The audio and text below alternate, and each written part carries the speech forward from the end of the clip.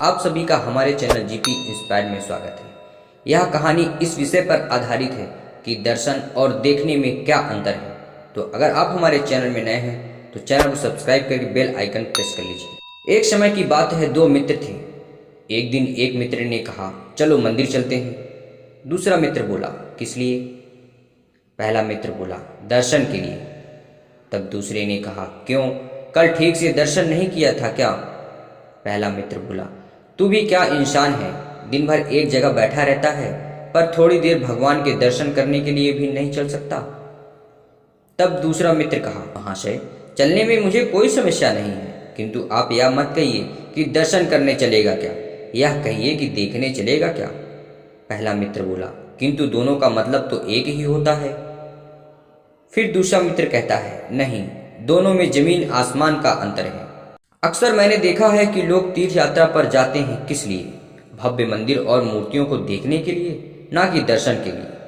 अब आप सोच रहे होंगे कि देखने और दर्शन में क्या अंतर है।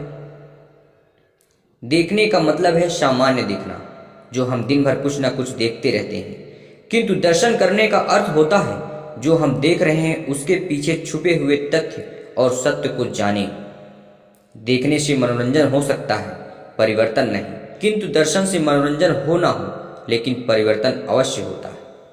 अधिकांश लोग मंदिरों में केवल देखने तक ही सीमित रहते हैं, दर्शन को नहीं समझ पाते। फलतः उन्हें वह लाभ नहीं मिल पाता जिसका महात्म्य ग्रंथों से मिलता है।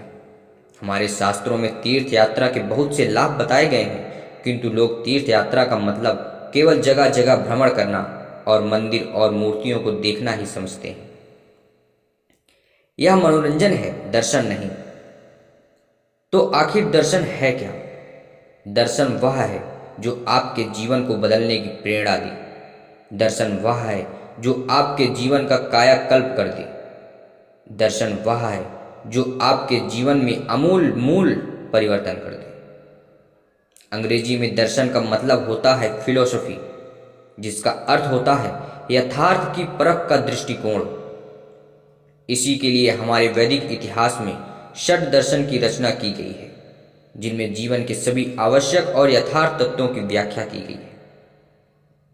यदि आप अब भी सोच रहे हैं कि दर्शन क्या है, तो फिर जीवन के व्यवहारिक दृष्टांतों से समझाने की कोशिश करते हैं। रामकृष्ण परमहंस की दक्षिणेश्वर की काली को उनसे पहले और उनके बाद हजारों लोगों ने देखा, किंतु किसी को दर्शन नहीं हुआ। क्यों? क्योंकि रामकृष्ण परमहंस ने न केवल काली की मूर्ति को देखा, बल्कि उनके दर्शन को समझा। इसलिए काली ने रामकृष्ण परमहंस को दर्शन दिया। भगवान श्री राम के मंदिर में जाकर उनकी मूर्ति के दर्शन करने का मतलब है उनके जीवन चरित्र को समझा जाए और उसी के अनुसार अपने जीवन में परिवर्तन किया जाए। यही राम का दर्शन है। यदि आप राम की मूर्ति को देखते हैं किंतु अपने जीवन में कोई परिवर्तन नहीं करते हैं, तो फिर आपको राम के दर्शन का कोई लाभ नहीं मिलने वाला है। यदि आप शिव जी का दर्शन करने जाते हैं और आपके मन में क्रोध, ईर्ष्या, द्वेष ही भरा है, तो फिर दर्शन का क्या लाभ है? यदि आप हनुमान जी का दर्शन करने जाते हैं और आपका मन पवित्र नहीं है, स्त्रियों पर आपकी गलत दृष्टि है, तो फिर हनुमान जी का दर्शन करना बेकार है। भक्त वही सच्चा जो है अभी बच्चा।